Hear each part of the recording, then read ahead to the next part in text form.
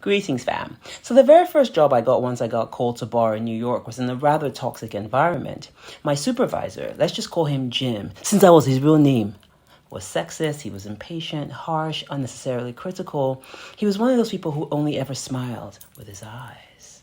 But for whatever reason, he just could not see past his own pain to see the humanity in others. Ironically, though, Jim actually taught me one of the greatest lessons of my life.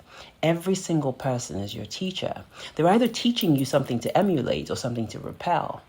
You see, Jim's ashness actually forced me to seek excellence in my writing, to be less careless with my choice of words, and to focus my arguments.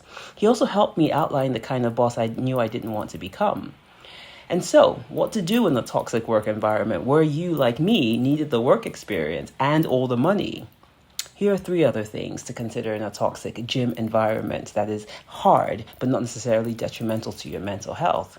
If it's the latter, and you can leave, definitely do so. Number 1, ask yourself, what is this moment endeavoring to teach me about myself? Surface that lesson quickly. Make it not go repeat the exam. Number 2, how can I minimize my suffering during this time? Because something will have to change, and the one thing that you can control is you. How can you change your perspective, your mindset, approach the situation with gratitude, or with a strong sense of knowing that this is ultimately working for your good? And finally, it's important to remember that just because something is hard doesn't mean it's impossible. Dig into the strength that is derived from the divinity that's already within you. And before we go, let's all send Jim some love, because God knows you need them. Those are my tips of the day. Do with them as you will. Blessings.